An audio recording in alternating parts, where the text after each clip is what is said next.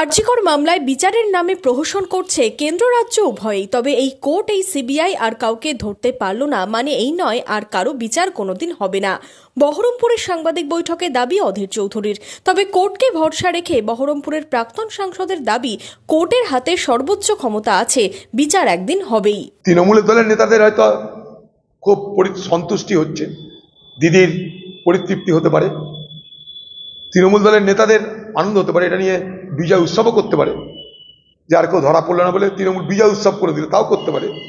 কিন্তু বাংলার সাধারণ মানুষ তারা সবাই দেখেছে, জেনেছে যে এখানটায় বিচারের নামে প্রহসন করে পুলিশের মদতে এবং কেন্দ্র রাজ্যের উভয়ের মদতে একটা ঘরের আমাদের মেয়ে যে ধর্ষিত এবং খুন হলো তার বিচার কিন্তু এখনো পূর্ণ হলো না। কিন্তু আবার বলছি, কোর্ট,